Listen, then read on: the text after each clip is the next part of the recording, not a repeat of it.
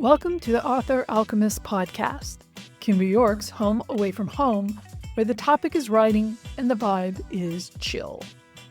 KimBoo is a professional author, Gen X elder and text historian. What's a text historian, you ask? Well, stick around and find out. I don't know what I'm doing. Hey y'all, it's KimBoo, and I'm recording on March 5th, 2025. I know it's been a long time since I've done anything with this podcast, and that's on me, that's not on you. It's been a year, it's been a week, it's been a month, it's been a lifetime. Keely is doing fine, if you're wondering. If you're keeping up with me on my blog, The Scriptorium, you know that every week I post something about Keely. So you can get your little Keely fix if you go there and subscribe. I'll have a link in the doohickey below. Just wanted to talk to you about what's going on with me with my writing, what's going on with me with my publishing. I have been putting out a lot of nonfiction over the last 2 years. I first published Become an Unstoppable Storyteller, which is all about serials and serialization of your writing, back in August of 2023. Hard to believe. It's been that long. I've continued publishing things. I'm getting ready to publish Holistic Productivity, which is a collection of essays around holistic productivity, how to create a productive and meaningful and fulfilling life without giving in to hustle, grind culture, and also still achieving the goals that you have. So that's coming out soon, hopefully before the end of March. We'll see. And then, of course, out from fan fiction, which is my guide for fan fiction writers specifically. If you're not a fan fiction writer, you can still read it, but it's specifically for fan fiction writers who found the jump from writing fan fiction to original fiction to be a little difficult. So I've come up with some different strategies for people, talking about, what is it about fan fiction that gives us the ability to write so much stuff. And yet when we come to our original fiction, we start hitting these roadblocks, right? I've experienced it. I know a lot of other fan fiction writers have experienced it. And I hope that the techniques that I talk about in this book will help you with that. I've come up with some good ideas. So yeah, stay tuned for that. I'd like to have that out before the end of March as well. Unlikely. It's probably going to be an April release, which is, kind of indicative how my life is going, because originally that was supposed to be done by the end of 2024 and released in early January. Did not happen. Too much else going on. I've got 2 serials going up on my blog, Biblioteca. It is my new fiction blog. I did have a fiction platform elsewhere for a little while. Didn't really work out for me. No shade to anybody about how the platform works or is, being developed. It just wasn't for me. And so I wanted something a little bit more engaged with discoverability. And that's kind of, you're an author listening to this, that's kind of the big issue we're facing in 2025 is discoverability. Michael Evans, who a lot of you are probably familiar with if you're in the serials subscription author scene, talks a lot about how social media is dead for authors. There's some scuttlebutt going around that BookBub is dying. Amazon is being boycotted. There's just a lot, y'all, a lot going on. And where does that leave us? So I started Biblioteca because I wanted to be on a platform that's a little bit more discoverable. That is Substack, and I know that's a deal breaker for some people. I would just caution you that in your drive to not support the corporations that you believe are doing wrong, don't hurt the small business owners who need them to survive. I've gone on this diatribe a lot, and I won't rage about it here, but if you boycott Amazon and you boycott Substack and you boycott Patreon and you boycott Shopify and you boycott whatever, a Kickstarter, where do you expect me to make money? Where do you expect your favorite authors to make money? This is the trade-off you have to think about. And unfortunately, that's the world we live in. I'm not going to judge you if you decide not to use those platforms. Please don't judge me for using them, because I need to make a living, y'all. And so far I'm not, but I'm getting close. Like, I'm getting a few more subscribers, I'm getting a few more sales, and that's what matters. The Biblioteca is part of that. It's hosting right now the second arc of my Dragon's Grail series, which is a fantasy series about in a second world, which is a fantasy world. And it's about Astra, who was a librarian nun for a religious. Uh, it's kind of like at the Vatican. We're up in the mountain far away. It's just a huge city that got destroyed in the first arc, and now she's on the run with an old friend of hers and a warrior guy from a far off land and a dragon and a couple of dogs.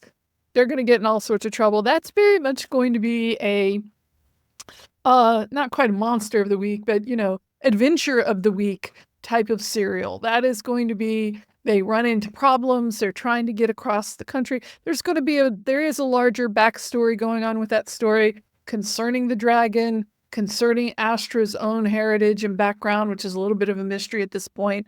But it really is going to be adventure of the week. Like, I wanted to do a serial, much like you hear when Steven Spielberg was talking about Indiana Jones, and I'm talking about the first Indiana Jones when I was a kid. He talked about wanting to revive that sense of fun adventure that he had with the serialized type of shows of his youth, whether it was on television or in the movies. And of course, George Lucas with Star Wars was doing the same thing. I want to get back to that. Let's have an adventure. Yes, let's have a little bit of serious story. Let's have character development. Let's have, drama and angst, but let's have an adventure.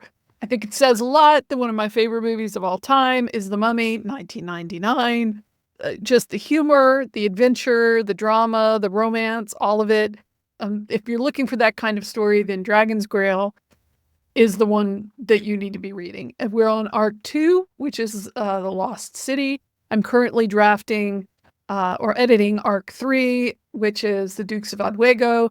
So that's going to go on for a little while. It's just going to be fun.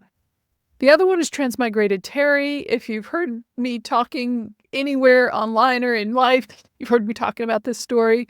It's about a middle-aged Gen X generation office lady, a little bit more embittered than I am, had a little bit more of a difficult life than I have had.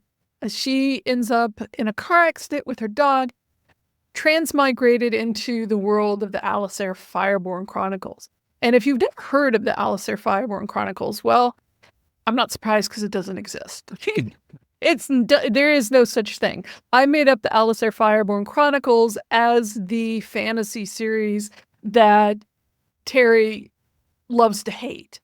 If you're at all familiar with the Scum Villain Self-Saving System, the Chinese novel, web novel, and at this point, the shows and just everything, then you kind of have an idea. She's not quite the same level of hating on the original canon as the lead character in that story is when he gets transmigrated. I mean, he hates the story. He's obsessed with it, but he hates it. She loves the Alistair Fireborn Chronicles, but she hates the guy who wrote it. And it is based on the whole idea of her going into a world that she knows very, very well. She's been obsessed with this series for 20-something years, more than 20 years.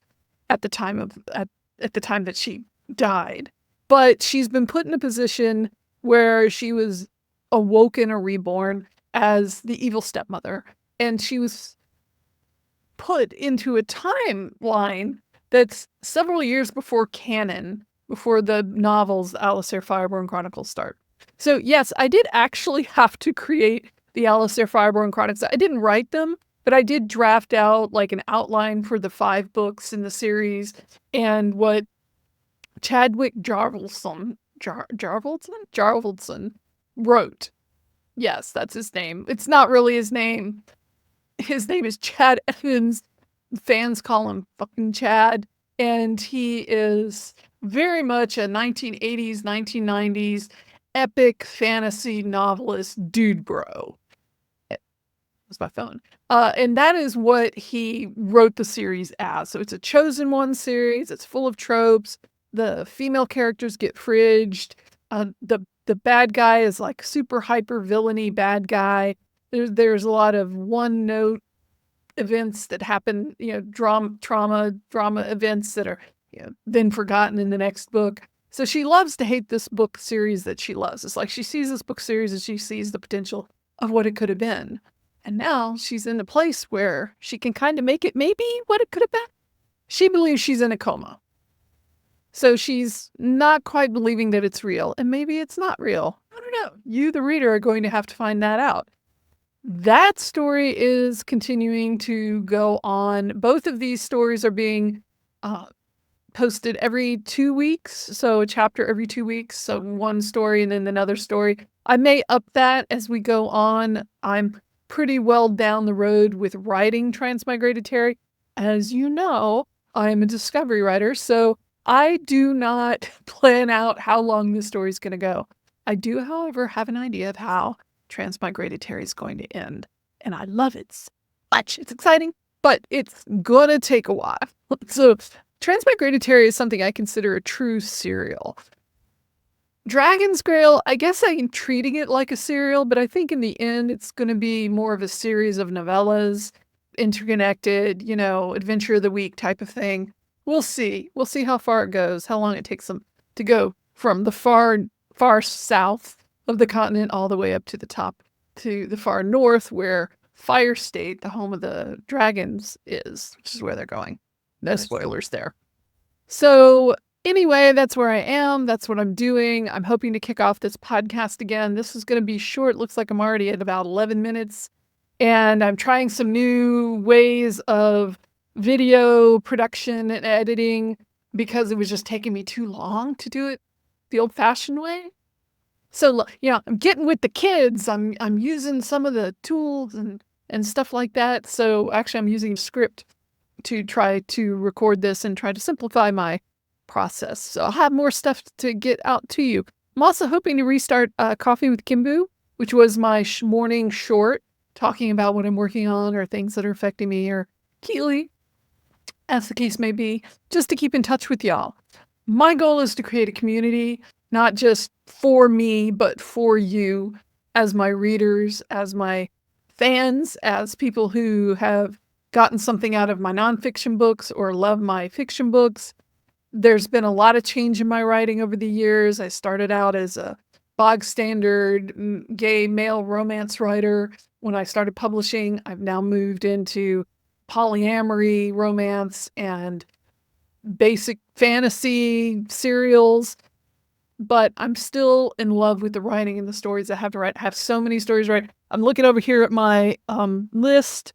I've got Transmigrated Terra, I've got Dragon's Grail, I've got Rogues, which originally started out as a short story for an anthology for my old publisher when I was writing gay male romance. So it was originally a short story romance story, and it was terrible. It was bad. I'm not good at short stories, y'all. I'm just really not. So I have that redesigned and expanded, and I think that's going to be a real powerful story in the end, I think. Bones and Bruise, I'm still not sure what I'm doing with that one. It started as a NaNoWriMo thing many years ago. This is very old. And I've kind of been sitting on it. I've been thinking about making it a cozy fantasy mystery story. Not sure. And then I've got a couple of other projects that I may do under a pen name. They're kind of off-brand for me in a lot of ways, but they could be fun too. So I'll keep you posted on that. That's me right now. That's where we're at. I know times are tough for all of us, especially in the oppressed communities. You're disabled, queer community, the trans community. You have my heart and my allyship. I'm 5 calls, man. It's a great app. I hate making phone calls. 5 calls has got me making phone calls. It's bad. So, or rather, the app is good. Times are bad. All of us who are dealing with the racism, the bigotry, the hate, the transphobia, the queerphobia, the evil people who are trying to ruin our lives. That's out there. That's real. You have my heart. I'm with you on this. But in the meantime, let's find joy where we can.